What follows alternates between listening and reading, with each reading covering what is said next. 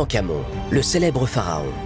L'extraordinaire découverte de son tombeau en 1922 fait renaître une ancienne malédiction égyptienne au retentissement international.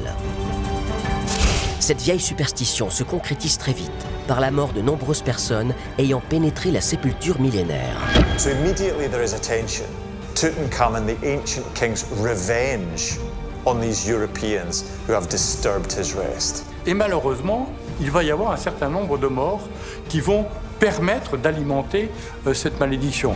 Des phénomènes étranges inexpliqués plongent la découverte dans le mystère. Une panne qui n'a jamais été expliquée, les lumières se sont éteintes, tout s'éteint en même temps. Elle a crié et tout d'un coup, avec ses pattes comme ça, pan, elle est tombée morte.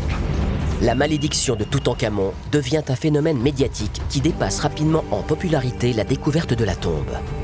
Ce mysticisme ambiant s'empare des contemporains de la découverte.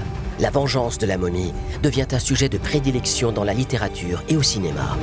People were programmed to think that mummies were strange and they may be able to come back to life, or they may be able to have evil powers that would extend, from the grave. So people really accepted it. And if a mummy, an Egyptian mummy, features in these stories, it is always negative. It always brings consequences. Une momie malveillante serait même à l'origine d'un des plus grands naufrages de l'histoire. People were so prone to believe that mummies could be malevolent and do bad things that when the Titanic sank, this was also blamed on a mummy. Une partie de l'opinion publique s'emballe pour cette fable surnaturelle, d'autant que la colère du pharaon ne tarde pas à s'abattre sur des membres de l'équipe de fouille. Captain Richard Bethel, he had been obsessed with the curse of Tutankhamun and had thrown himself out of a hotel window in London. Donc le pharaon n'est ni calmé, ni vengé, il a encore besoin de se venger. Sans compter que des éléments factuels troublants viennent semer la terreur dans les esprits. La découverte de la momie du pharaon révèle son lot de surprises effrayantes. Was a slight potential blemish on his cheek. Tutankhamun has spread this curse to Lord Carnarvon. The way that they are dealing with this is very disrespectful. I give him 6 weeks to live. No one before had ever gone through this. Plongé au cœur de la plus grande malédiction égyptienne, la malédiction de Toutankhamon.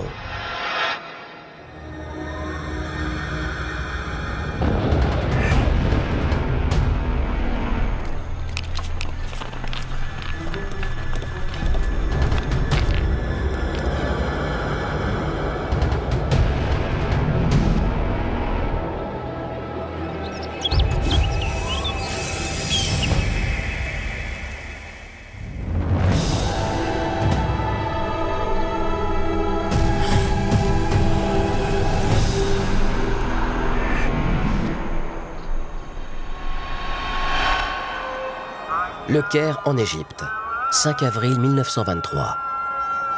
Dans une nuit noire et silencieuse, une infirmière accourt dans les couloirs de l'hôtel Continental. Elle est loin de s'imaginer la scène qui se joue dans la chambre de son illustre patient de 56 ans, le lord britannique George Herbert, comte de Carnarvon. C'est pas un Anglais tout à fait comme les autres, puisque il a décidé d'être un mécène, de faire des fouilles et de découvrir la tombe de Toutankhamon.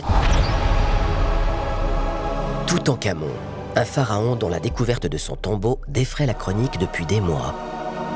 Seulement, cet événement international est sur le point d'être supplanté par un autre récit, bien plus intrigant encore, celui de la malédiction du pharaon.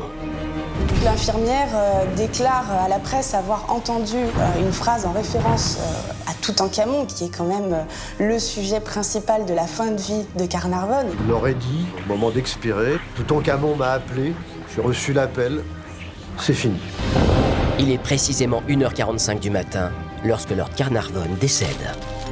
Au même instant, au Caire, une énorme panne d'électricité plonge la capitale égyptienne dans l'obscurité et sa part de mystère. Une panne qui n'a jamais été expliquée, les lumières se sont éteintes, tout s'éteint en même temps. Bien plus étonnant encore, à 5000 km de là, à Highclere, en Angleterre, dans le château de la famille Carnarvon, une scène inattendue se produit. La chienne de Lord Carnarvon disparaît dans d'étranges circonstances, comme le racontera dans une interview surréaliste le fils du défunt en personne, Henri Herbert, à la télévision française, 30 ans après les faits. Elle a crié et tout d'un coup, avec ses pattes comme ça, pan, elle est tombée morte. Vous croyez aux fantômes? Oui, oui. Et vous croyez à la malédiction de Toutankhamon? So immediately there is attention.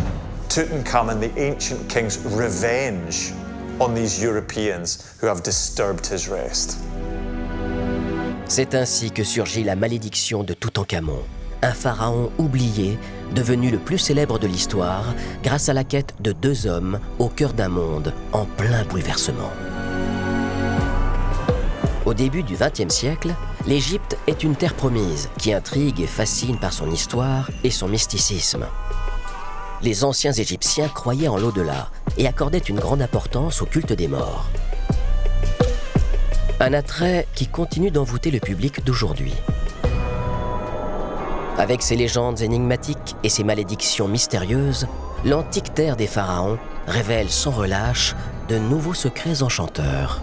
The Western world has always been fascinated by ancient Egypt and always thought that they have a knowledge that maybe we don't have. If you disturb an ancient Egyptian mummy, then something bad will happen to you. A curse will be attached to every major mummy that you discover.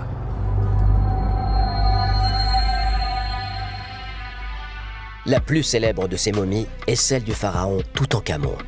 Le monarque est associé à la plus grande malédiction de l'histoire égyptienne, la malédiction de Toutankhamon. Son tombeau est resté inviolé pendant plus de 3000 ans. Il s'apprête pourtant à être découvert, ce qui va déclencher la terrible colère du pharaon et amener la mort de nombreuses personnes. Au début des années 1910, ce personnage historique est pourtant très méconnu des égyptologues. On sait que c'est un roi de la fin de la XVIIIe dynastie. On sait qu'il a régné probablement un peu plus de 4 ans, peut-être 8 ans.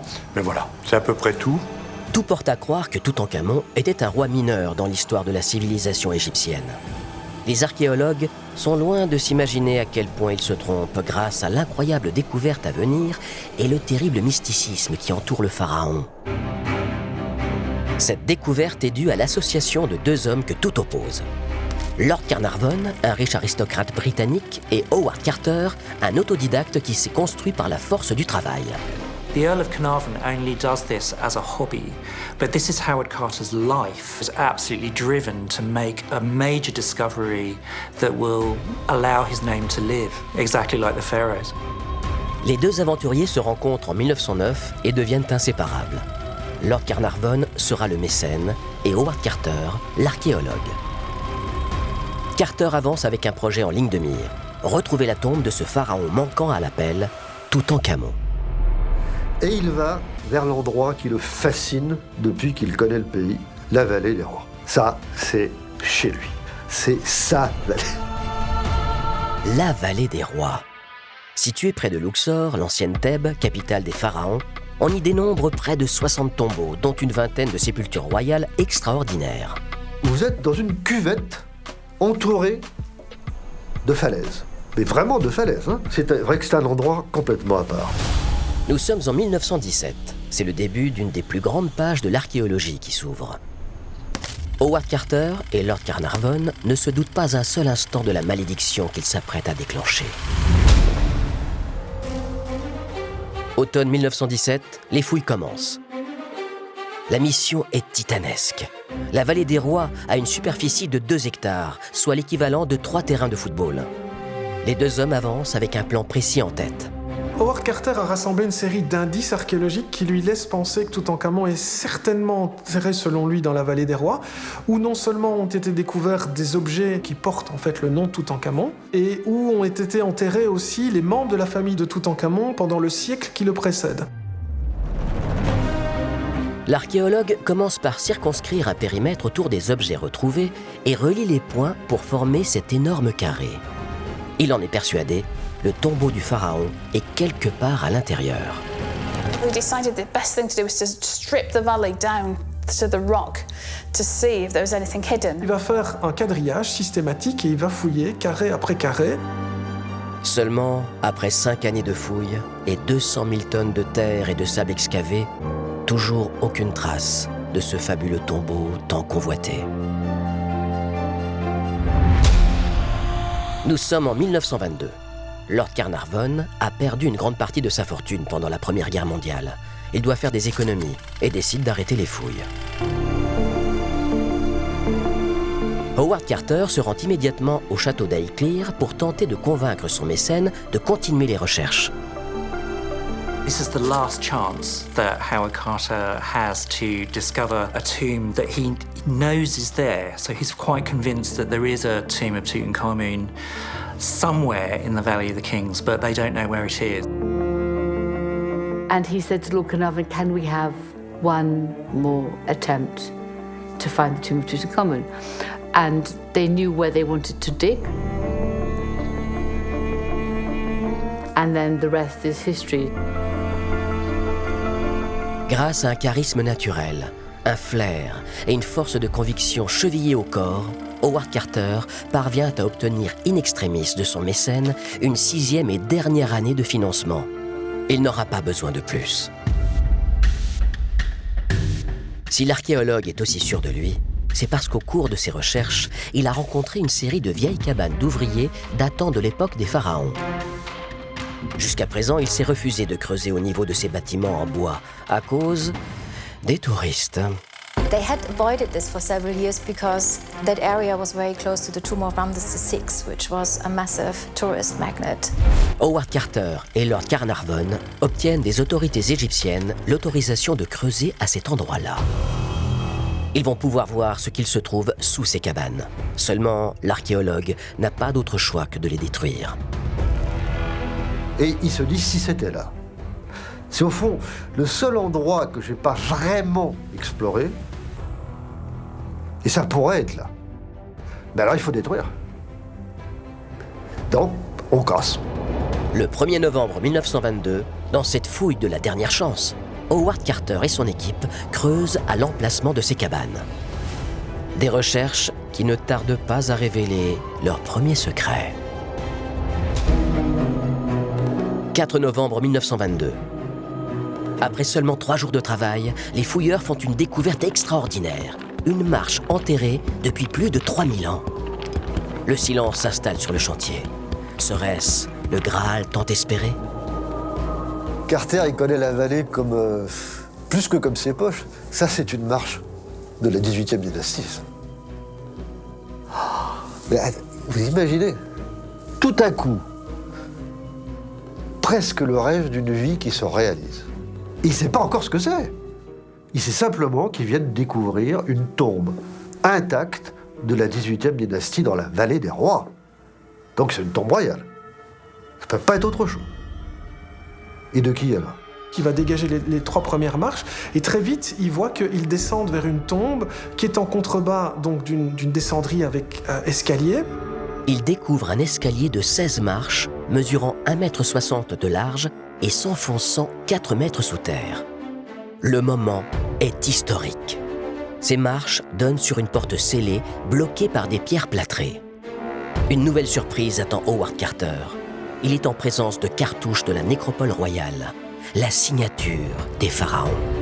Il trouve des objets qui sont au nom de plusieurs pharaons, qui mentionnent Akhenaton, Meritaton et Toutankhamon lui-même. Alors, nouvelle confirmation extraordinaire, c'est une tombe de roi. He must have been very, very happy, but still worried because there was a door, but he didn't know what was behind the door. Howard Carter décide de s'arrêter là, recouvre l'entrée de la tombe et écrit un télégramme à son mécène Lord Carnarvon, rentré en Angleterre pour l'hiver. At last have made wonderful discovery in the valley. A magnificent tomb with seals intact. We covered the same for your arrival. Congratulations, Carter. Howard Carter ne peut ouvrir le tombeau sans son mécène qui s'empresse de venir avec sa fille, Lady Evelyn Herbert, sans se douter un seul instant qu'il ne reverra jamais sa terre natale. Lord Carnarvon came from here to Paris, by train to Marseille, by boat across to Alexandria, by train to Cairo, and then train to Luxor. So it's not like going to Heathrow. It's a 2-week journey. 23 novembre 1922. 3 semaines après la découverte de la tombe, Howard Carter se rend à Luxor pour accueillir son mécène et sa fille. Avant de partir, Carter a laissé son canari chez lui. Un acte anodin aux conséquences insoupçonnées à ce moment-là. It was a beautiful canary. It sang apparently beautifully, and the workmen loved to hear it sing. Suddenly, it's eaten by a cobra.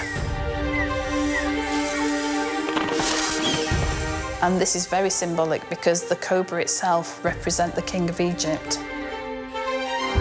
In ancient Egyptian religious literature, we read that the cobra spits fire and poison at Pharaoh's enemies. So this is taken as a metaphor for the revenge of the Pharaoh. Sur le chantier, l'inquiétude règne. Des ouvriers égyptiens prennent la mort du canari au sérieux. Beaucoup d'entre eux prêtent toujours des qualités divinatoires à leurs illustres ancêtres. Les anciens Égyptiens considéraient que la mort était un passage vers l'au-delà, un voyage qu'il ne faut en aucun cas perturber. Ça a fait beaucoup jaser parce que on a commencé à dire est-ce que ça serait pas déjà Pharaon qui se révolte? Est-ce que c'est pas un avertissement pour qu'on n'aille pas plus loin? Déranger un mort, ouvrir une tombe, ça a vraiment une portée symbolique. Beaucoup de gens, au final, sont aussi superstitieux et c'est cette superstition-là qui va avoir aussi beaucoup de place dans l'affaire Toutankhamon. Cette superstition prend rapidement les allures d'un mauvais présage annonçant une malédiction. Il sera le premier d'une longue liste. Alors que la méfiance est de mise pour une partie des ouvriers égyptiens, cette croyance n'arrête pourtant pas les explorateurs. 25 novembre 1922. C'est l'heure de gloire pour Lord Carnarvon et Howard Carter. Mais leur joie est de courte durée. Après avoir détruit la porte, ils font face à l'entrée d'un couloir rempli de gravats, comme s'il avait été rebouché. À ce moment-là, Howard Carter, il va se dire, il s'est passé quelque chose, on n'est peut-être pas en fait les premiers à venir. He didn't know if robbers had got in and emptied it out or whether everything was intact. À l'Antiquité, la vallée des rois était gangrénée par des gangs organisés qui pillaient les tombeaux une fois les funérailles des pharaons terminées. Bien que Howard Carter ait trouvé une nouvelle tombe, il y a de fortes chances que tout son contenu ait déjà été dérobé quelque temps après l'enterrement du monarque. Le cauchemar de tout archéologue. Trouver une inhumation intacte relève pratiquement de l'impossible en archéologie égyptienne. Il est quand même assez déçu parce qu'il n'est pas du tout certain de trouver la tombe qu'il cherchait, c'est-à-dire la tombe intacte de Toutankhamon. Pour en avoir le cœur net, il dégage le couloir avec minutie. Le lendemain, il est totalement vidé. À l'autre bout de ce corridor de 8 mètres de long, une nouvelle surprise les attend. Et cette fois-ci, il y a un nouveau sceau avec le nom du pharaon qui est là. Toutankhamon. Seulement, nouvelle déconvenue, le sceau n'est pas intact non plus. Les pillards auraient-ils vidé ce qu'il se trouve de l'autre côté de cette porte? Un seul moyen de le savoir. Ce que Carter va faire, c'est qu'il va percer un trou dans l'angle supérieur gauche. Howard Carter pushes through a light so he can see inside and he looks through the door to see what he can see. Il distingue presque rien. Il voit des formes, il se demande qu'est-ce que c'est, enfin, même des formes qu'il a du mal à maîtriser. Dans cette pénombre, il reste plusieurs dizaines de secondes sans rien dire. Il n'en croit pas ses yeux, littéralement. And behind him, the Earl of Carnarvon is there saying, well, come on, can you see anything? And there is the famous reply, yes, wonderful things. Face à cette découverte extraordinaire, ils prennent une décision capitale. Le protocole archéologique interdit d'entrer dans une sépulture récemment trouvée sans la présence des autorités égyptiennes.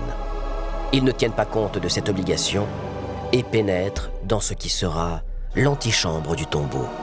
Une pièce de 8 mètres de long sur 3,60 mètres de large. À l'intérieur, pas moins de 700 objets en or racontant la vie du pharaon. Beaucoup d'entre eux portent le sceau de Toutankhamon. Aucun doute, il s'agit bien de son tombeau. Lits, chars, vases, colliers, coffres. Jamais pareille trouvaille n'a été faite. You have a glimpse into this extraordinary world which was last closed up 3,500 years ago. It is beyond all words. Every object that has been found was put in there by the ancient Egyptians. It is unexpected. C'est vrai que ça bouleverse pas seulement la vie de l'égyptologie. C'est notre histoire à nous. C'est ce que peut-être les humains ont pu faire de plus beau sur cette terre. C'est aussi la première fois que l'on trouve une tombe de roi intacte dans la vallée des rois. On ne sait pas encore la quantité et la qualité des trésors qu'il y a dedans. On sent que c'est très prometteur. Et la tombe ne va pas décevoir. Ils découvrent aussi une deuxième salle que Howard Carter appellera l'annexe. Là encore, de nombreuses affaires personnelles du pharaon ont été déposées. Le meilleur semble à venir pour l'archéologue et son mécène. Basically, the tomb is intact.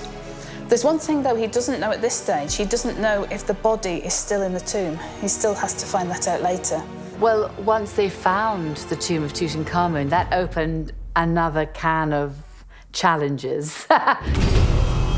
30 novembre 1922. Une semaine plus tard, la nouvelle est révélée au grand public. Cette découverte colossale est un événement international.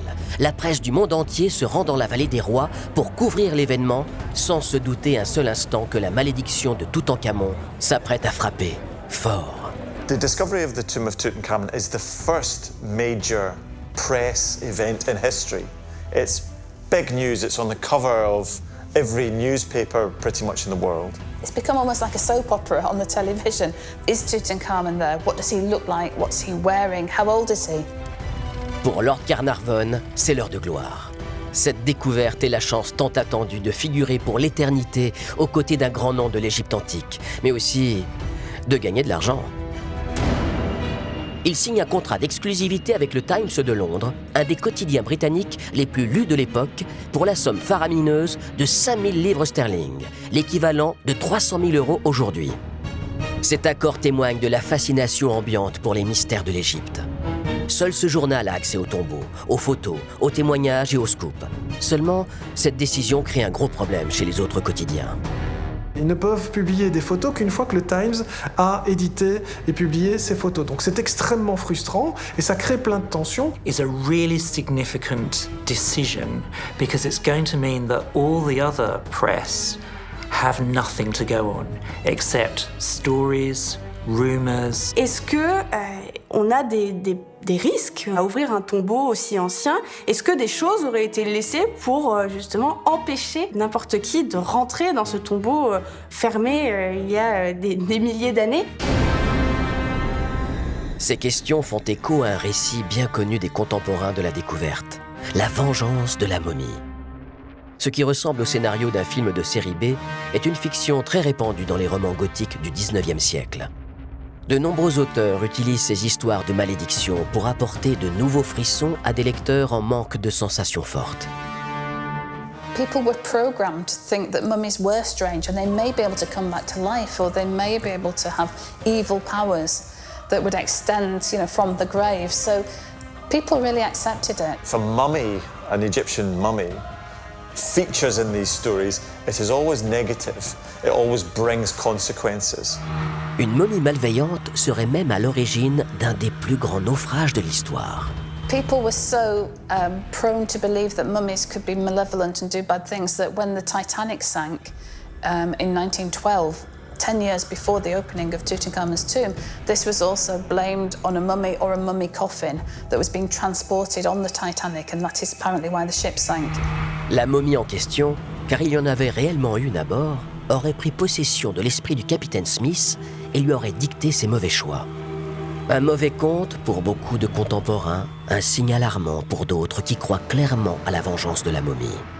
Tout ce terreau va faire que la momie va déjà avoir, elle va être un symbole fort pour les personnes qui rappellent la mort tout simplement, donc ça fait peur quand même. It's attractive, but also it's repulsive and dangerous, and that combination we find absolutely addictive. Howard Carter lui-même va avoir des personnes qui lui disent « Attention, vous dérangez les morts », donc déjà à ce moment-là, lui, il reçoit des informations directes de personnes qui croient au fait que le mort va se venger ou le mort va revenir. La popularité de la découverte permet à Lord Carnarvon et Howard Carter d'avoir de nombreux soutiens, notamment de musées internationaux comme le Metropolitan de New York. Très vite, l'archéologue constitue une équipe de professionnels. C'est un travail de titan qui attend ces experts. Ils doivent répertorier, référencer et solidifier chaque pièce de l'antichambre pour assurer leur conservation. It was a very meticulous process following step-by-step procedure. Then all these objects would be wrapped, put in crates, brought to the Nile, and then shipped up to Cairo to be put on immediate display in the Egyptian Museum. Une équipe taillée pour l'immense défi qui les attend. Seulement, aucun d'eux ne peut se douter qu'ils seront les victimes de la malédiction de Toutankhamon. 17 février 1923, 3 mois après la découverte de la tombe, l'antichambre est complètement vidée. L'antichambre, c'est l'aperçu, et il est déjà grandiose. Qu'est-ce qui se cache derrière? Est-ce que le reste est aussi extraordinaire que ce qu'ils viennent de trouver là?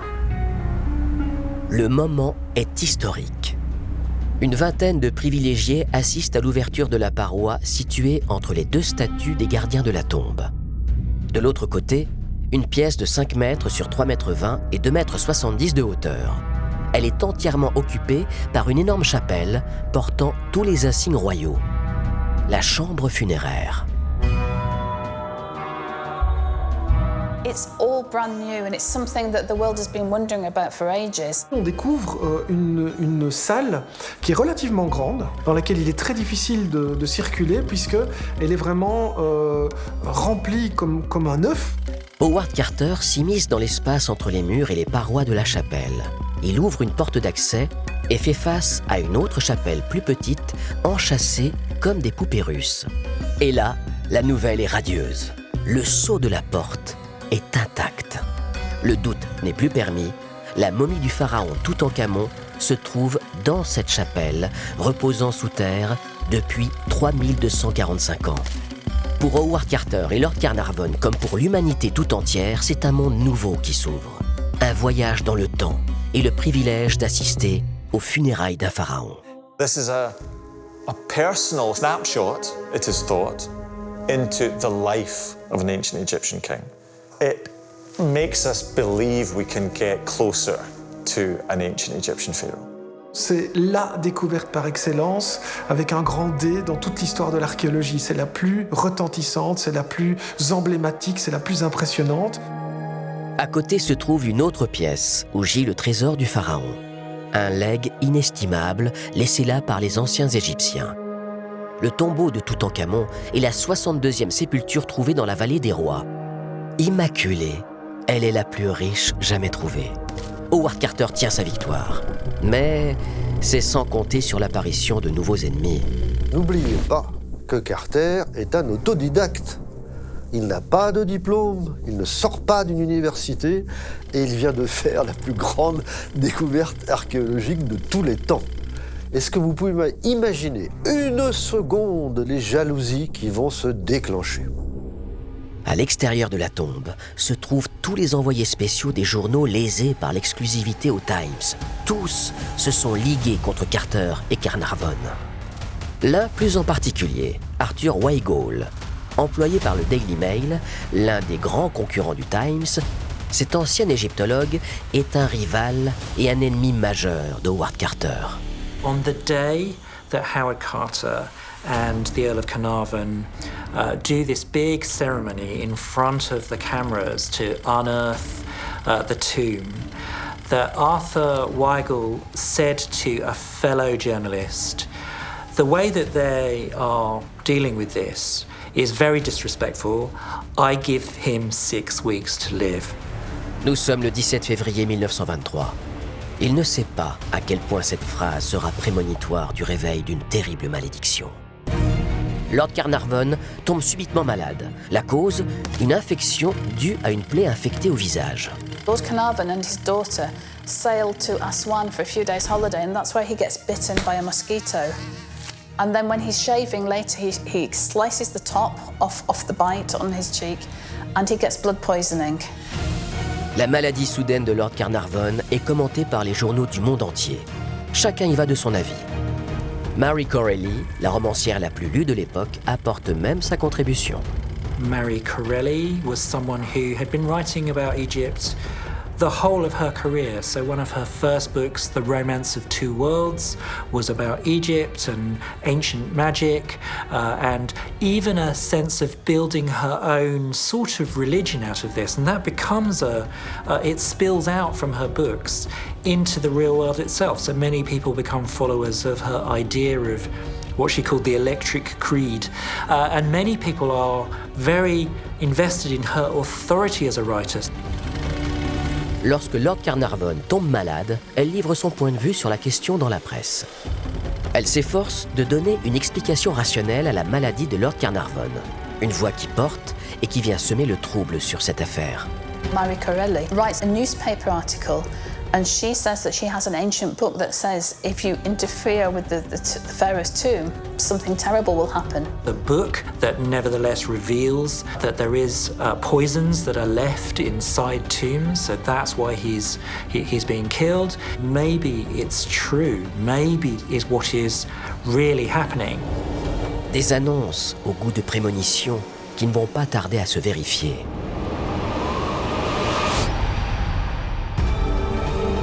5 avril 1923, Lord Carnarvon décède au Caire, d'une septicémie pour ses médecins, de la vengeance du pharaon pour d'autres. Et si c'était vrai? Et si les prédictions d'Arthur Weigall et de Marie Corelli étaient avérées?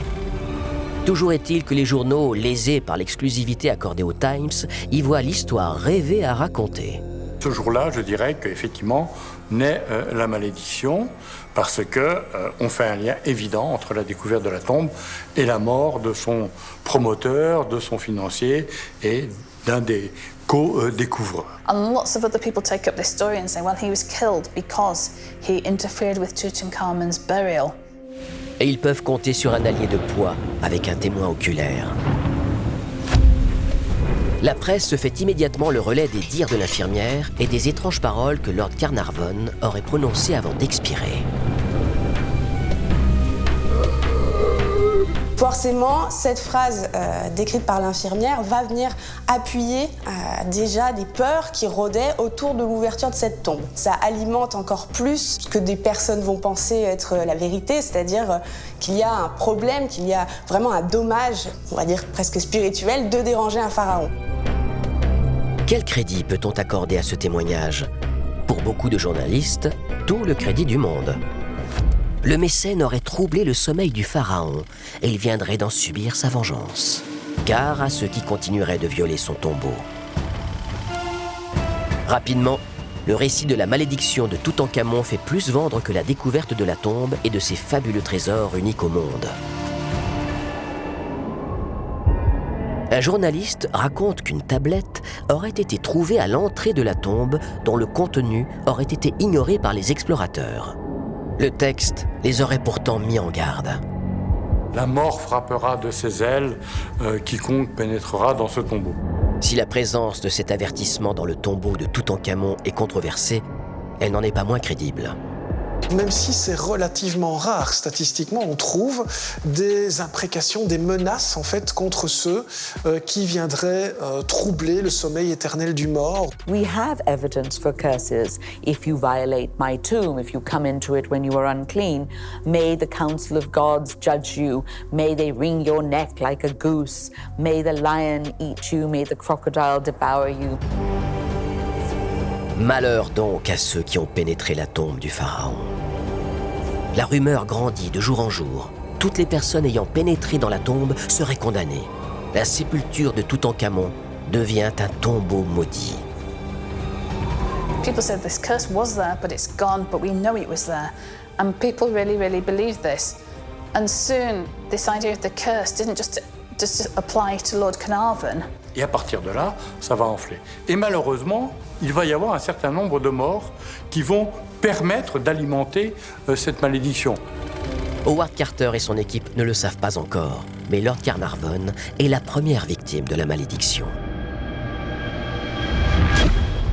Le 26 septembre 1923, soit près de 6 mois après l'étrange décès du mécène de la découverte du tombeau de Toutankhamon, son frère meurt à l'âge de 43 ans. Lord Carnarvon's brother had all his teeth pulled out and he died of blood poisoning too. The curse was blamed for his death. Sa mort amplifie le poids de la malédiction dans les esprits. Surtout qu'à partir de ce moment-là, les journalistes se mettent à enquêter sur des morts déjà survenues auparavant, dont plusieurs leur paraissent suspectes. 1 mois et demi après le décès de Lord Carnarvon, le 16 mai 1923, George Jay Gould, un notable américain, meurt d'une pneumonie après avoir visité le tombeau. La presse s'y voit là une victime de la malédiction de Toutankhamon, tout comme un autre inconnu. Tous les ouvrages qui parlaient de la malédiction parlaient d'un professeur Lafleur, qui était un ami de Carter, qui serait mort à ce moment-là. Entre avril 1923 et novembre 1924, 6 personnes ayant pénétré la tombe ou étant en lien avec quelqu'un l'ayant visité décèdent subitement. Sir Archibald Reed was taking X-ray photographs, and he died in January 1924. He was a researcher in radiography, and so therefore had been exposed to lots of radiation. But nevertheless, perfect timing for his death. Parmi ces morts, l'une vient particulièrement frapper les esprits. Au cours de l'été 1924, Hugh Evelyn White, un archéologue ayant participé à l'excavation de la tombe, se pend. Avant sa mort, il aurait laissé un mot avec son propre sang.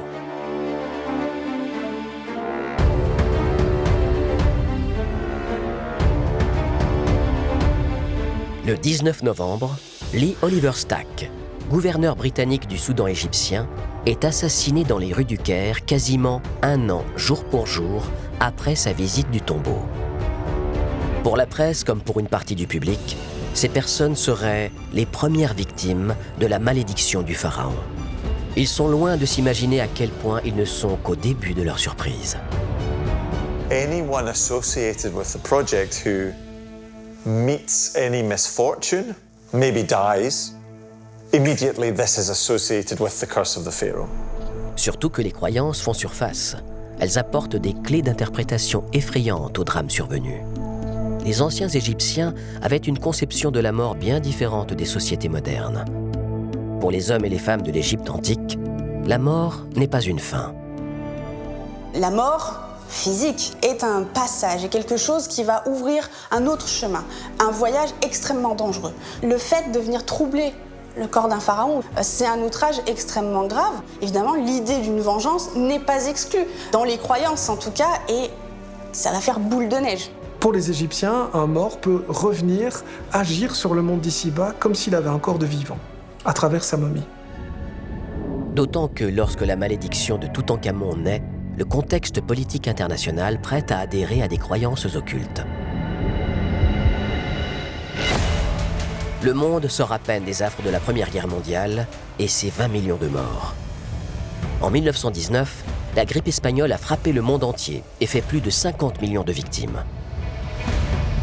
Les gens ont besoin d'évasion. La magie de la découverte d'une tombe égyptienne et le réveil de forces obscures endormies depuis des millénaires fascinent.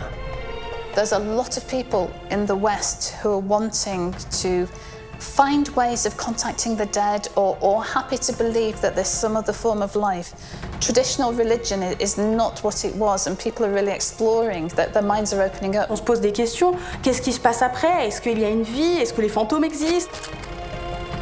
The idea of a curse is something that attracts people, no matter where they're from, and even perfectly rational people find themselves drawn to something that is supernatural.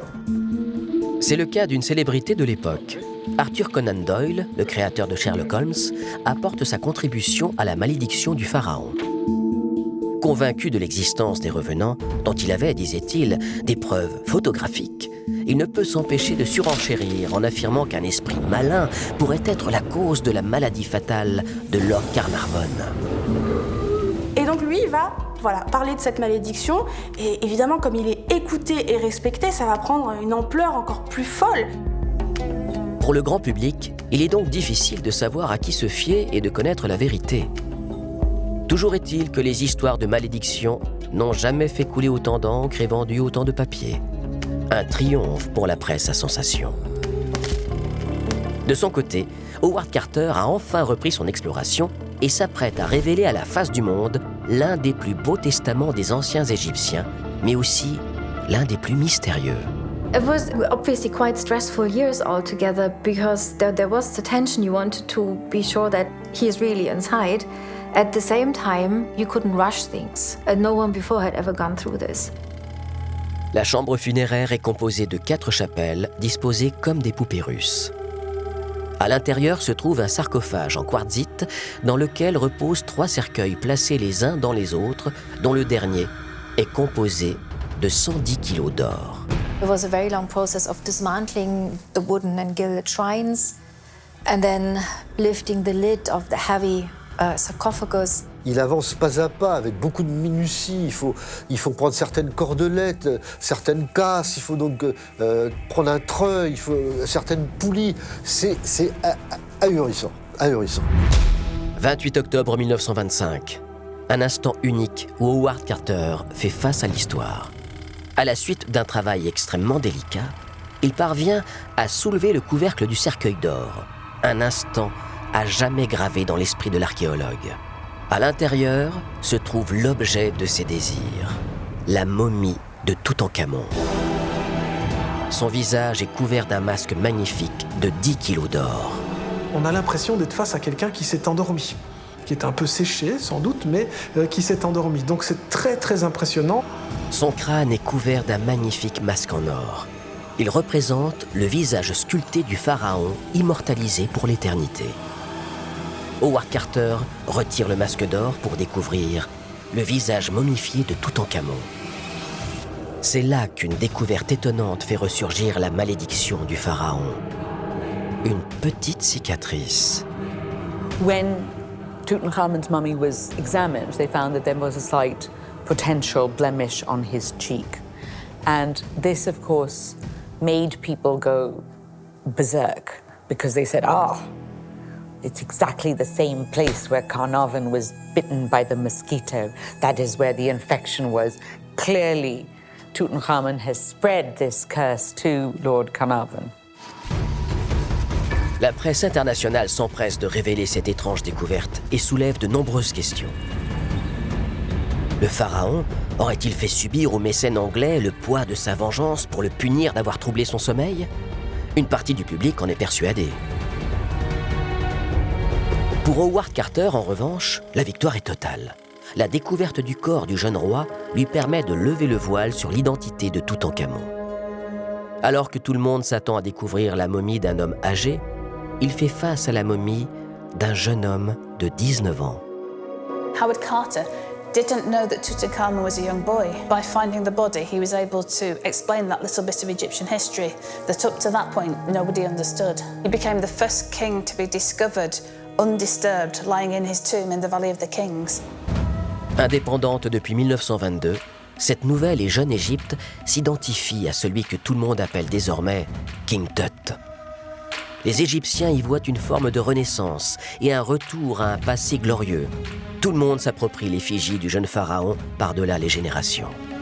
You could find ancient Egypt and Tutankhamun everywhere, and that culminated in the phenomenon we now call Tutmania. Il y a même un disque du groupe de rock américain ZZ Top qui est découpé en forme de masque de Toutankhamon. Absolument tout le monde va vouloir revendiquer cette icône qui est devenue vraiment l'emblème de l'Égypte pharaonique par excellence. Un bonheur ambiant et une fierté partagée par tout un peuple, mais c'est sans compter sur le retour de la malédiction du pharaon. Les cicatrices identiques sur les visages de Toutankhamon et Lord Carnarvon continuent aussi de faire couler beaucoup d'encre. Une partie du public prend peur, notamment les propriétaires d'objets d'arts égyptiens. In England, we had a situation where people who had Egyptian souvenirs, they suddenly got very frightened of these things and they started to give them to the local museums because they were frightened that they too might have the pharaoh's curse in their house. What if this mummy came alive? What if this was a beautiful priestess or a beautiful queen of a pharaoh? What if there was some kind of magic associated with this that meant they could revive? Lots of other people buried them in the gardens, so the archaeologists of the future will find, when they excavate Victorian houses, they will find Egyptian mummies in the gardens. Tout cela n'est pas fondé, mais l'irrationnel gagne certains esprits. La malédiction de Toutankhamon continue de faire vendre, d'autant plus que les morts continuent d'affluer. En 1928, c'est au tour d'un nouveau membre de l'équipe d'Howard Carter de décéder. L'égyptologue Arthur Mace meurt sans raisons apparentes. Un an plus tard, en 1929, Richard Battle, le secrétaire personnel de Lord Carnarvon, est retrouvé mort dans d'étranges circonstances dans son club londonien. Captain Richard Bethel. It was reported even in the Times at the time that he had been obsessed with the curse of Tutankhamun and that he'd said, "I can't stand these horrors anymore," and had thrown himself out of a hotel window in London. En 1935, James Bristid, l'autre égyptologue de l'équipe d'Howard Carter, meurt à la suite d'une infection. Il fallait continuer ce feuilleton, il fallait continuer à raconter l'histoire, et surtout cette histoire macabre et terrible avec plein de morts qui recommencent. Donc le pharaon n'est ni calmé, ni vengé, il a encore besoin de se venger. C'est du moins ce que les tenants de la malédiction racontent avec passion et avidité dans les colonnes de leur quotidien. Ils vont bientôt devoir confronter leur récit à celui de la communauté scientifique.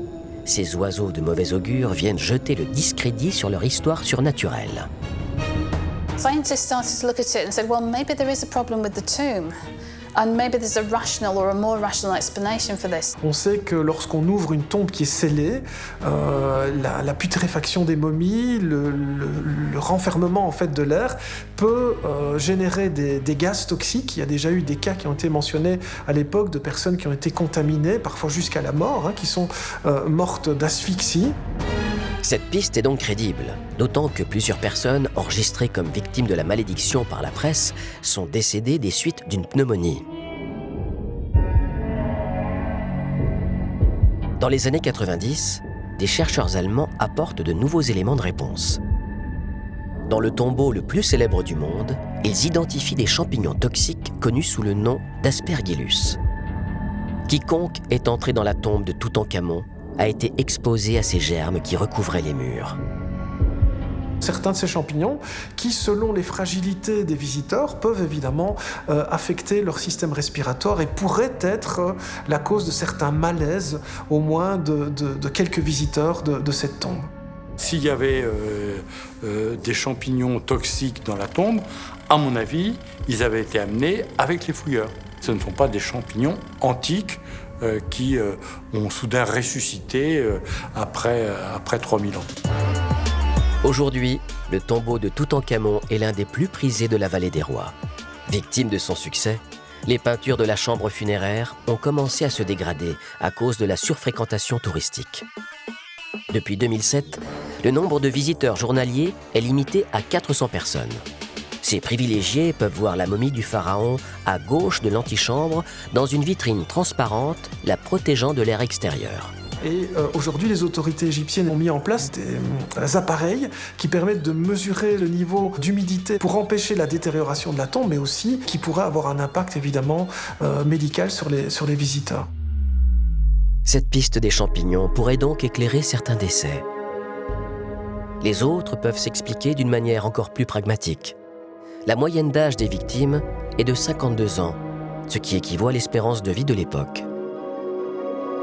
In these days, there were not these advances in medicine that we have these days. There were not even any antibiotics. Penicillin was only developed in 1928. And I think that should be the final evidence. But then, if people want to believe in a curse, they just do. And there's probably nothing you can say to convince them. Toujours est-il que la malédiction continue de faire parler d'elle, notamment lors du 50e anniversaire de la découverte du tombeau en 1972. À cette occasion, le trésor de Toutankhamon quitte l'Égypte pour une exposition sans précédent au British Museum de Londres. Le directeur des Antiquités du Caire et le président des entrepreneurs qui organisent l'expédition au musée anglais meurent soudainement. Et donc, cette idée de malédiction, elle va reprendre, évidemment. Alors, les deux morts qui arrivent en plus par-dessus cet événement déjà extrêmement médiatique de la venue de ce trésor en Angleterre, ça ficelle le tout, c'est parfait, c'est un sujet idéal. En totalité, 27 personnes sont associées à la malédiction de Toutankhamon, victimes de la soi-disant vengeance du pharaon. Une chose est sûre, Howard Carter et Lady Evelyn Herbert, qui ont tous deux passé beaucoup de temps dans le tombeau, ne meurent que des années plus tard, respectivement 17 et 58 ans après leur visite de la tombe. Howard Carter entre dans la légende, associé à jamais au nom de Toutankhamon. Pourtant, sa mémoire n'a pas été épargnée par les jalousies de son époque. Carter n'a rien reçu. Il n'a même pas eu la médaille du travail, aucun titre, aucune décoration, et il n'a pas été reconnu comme archéologue. He died alone. He died without much fanfare for someone who'd made such a major discovery only 15 years before. Loin d'être réhabilité par tous ses pairs, c'est pourtant grâce à Howard Carter que le tombeau de Toutankhamon est passé à la postérité à jamais. Grâce à l'obsession et à la passion de cet archéologue autodidacte, nous savons désormais que le pharaon a joué un rôle crucial pendant une des périodes les plus terribles de la civilisation pharaonique. Arrivé sur le trône à l'âge de 9 ans, il restaura l'ordre dans une terre laissée dans le chaos par les réformes politico-religieuses d'un de ses prédécesseurs, le pharaon Akhenaton. Tout porte à croire qu'il aurait sans doute apporté d'autres contributions impressionnantes à l'histoire de l'Égypte, s'il n'était pas mort prématurément à l'âge de 19 ans. La découverte de la tombe de Toutankhamon, elle a vraiment réinventé en fait le champ de l'étude égyptologique. Et encore aujourd'hui, 100 ans après la découverte de la tombe, les études autour de Toutankhamon continuent à produire des résultats assez extraordinaires à peu près tous les ans. Au final, son voyage post-mortem, il l'a réussi, il est éternel. Tout le monde connaît Toutankhamon de nom, même si personne ne sait ce qu'il a fait. Quant à la malédiction, elle est à jamais indissociable de la découverte du tombeau du pharaon. For the ancient Egyptians, to be remembered and to be known was really of primary importance. So Howard Carter gave Tutankhamun back his name and his place in history. So why would he want to kill him? You can't say no to the curse. To say no is to deny it, is to be cursed. So it continues, it carries on. No matter what the experts, the professionals, the Egyptologists are saying. Il y a encore beaucoup de gens qui croient de nos jours. Enfin, elle tue beaucoup moins de nos jours qu'elle n'a tué entre 1922 et 1930. La malédiction du pharaon reste à jamais ancrée dans l'histoire comme l'une des plus belles inventions d'une presse peu scrupuleuse quant à la qualité de ses informations. On peut néanmoins lui accorder le fait d'être un très bon vecteur participant à la mémoire du jeune monarque sous la désormais célèbre dénomination de la malédiction de Toutankhamon.